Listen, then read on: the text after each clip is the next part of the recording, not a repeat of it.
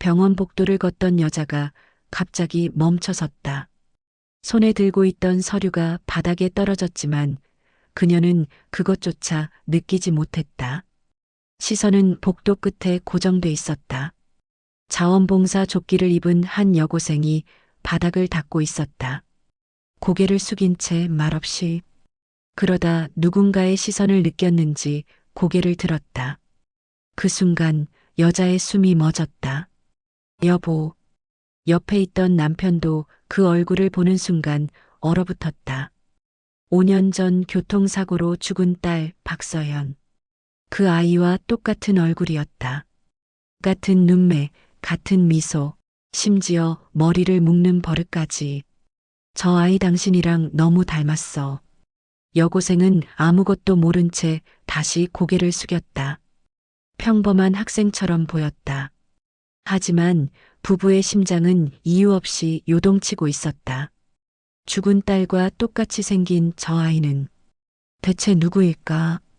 며칠 전, 가을비가 내리던 밤, 이지은은 학교 근처 편의점에서 야간 아르바이트를 하고 있었다. 어서 오세요. 시계는 밤 11시.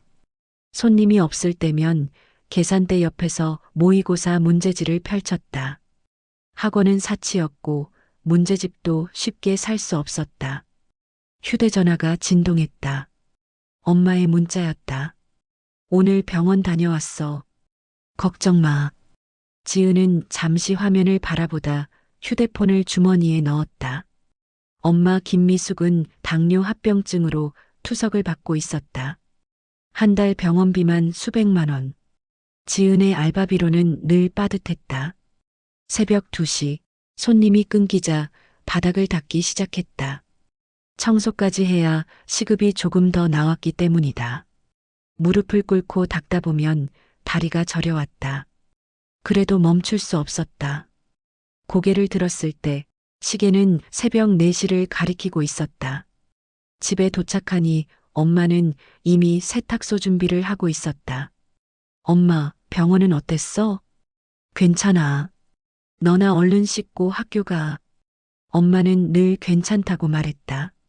하지만 투석을 다녀온 날 밤이면 지은은 엄마의 숨소리를 새어가며 잠들었다. 아침 등굣길. 얇은 교복 재킷 사이로 찬 공기가 파고들었다. 지은아. 같은 반수지가 불렀다. 너 또 알바했지?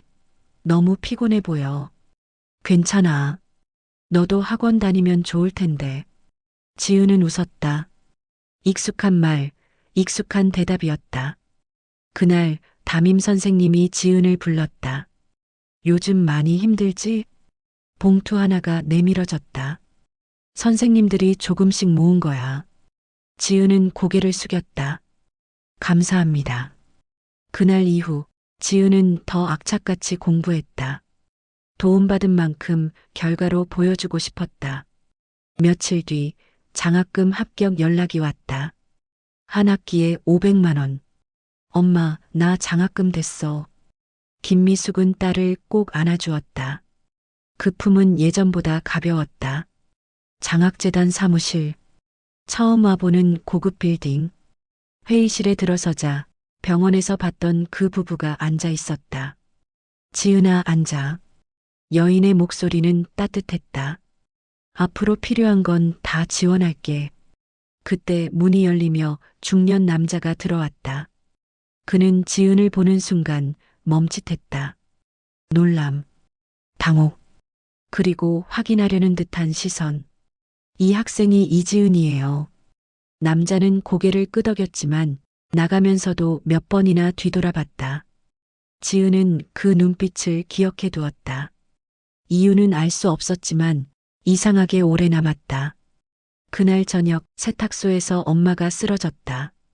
병원에서 의사는 말했다. 신장 이식을 고려해야 합니다.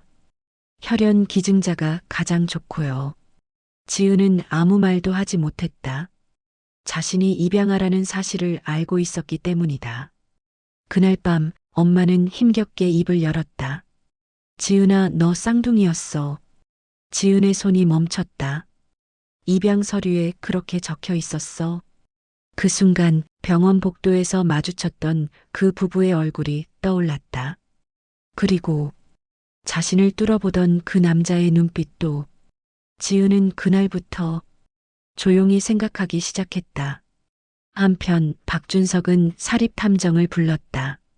그리고 장학재단 건강검진이라는 명목으로 이지은의 DNA를 확보했다. 결과는 단순했다. 친자 확률 99.9%. 그녀는 자신이 버렸던 딸이었다. 하지만 이 사실을 알게 된 사람은 또 있었다. 장민준. 부회장 자리와 지분 20%. 그게 제 조건입니다. 협박이었다. 그리고 이어진 익명의 이메일. 죽은 딸 서연의 사고 영상. 사고가 아니라 살인이었다. 며칠 뒤 장민주는 이지은을 낡은 창고로 불렀다. 당신 친부모가 누군지 알고 싶지 않습니까? 이지은은 조용히 말했다. 이미 알고 있어요. 장민준의 표정이 굳었다. 그리고 당신이 언니를 죽였다는 것도요. 그 순간 창고 문이 열렸다. 경찰이 들이닥쳤다. 장민준 체포한다. 수갑이 채워지자 그는 이지은을 바라봤다. 내가 판을 짠 거야? 네. 6개월 전부터요. 이지은은 가방에서 봉투를 꺼냈다. 엄마가 남긴 자료였다. 모든 것이 끝난 후 이지은은 친부모 앞에 앉아 말했다. 저를 낳아주셔서 감사해요. 그리고 잠시 멈춘 뒤 덧붙였다. 하지만 저를 키워준 엄마도 제 가족이에요. 박준석은 고개를 숙였다. 그래도 우리가 가족일 수 있을까? 이미 가족이잖아요. 수술은 성공했다. 김미숙은 건강을 되찾았다. 6개월 뒤 이지은은 대학 합격 통지서를 들고 언니의 묘를 찾았다. 언니, 나 합격했어. 바람이 불었다. 그날 저녁 5사람은 작은 식당에 모였다. 혈연보다 강한 건 함께 버틴 시간이었다. 그리고 그 시간은 모두를 가족으로 만들고 있었다.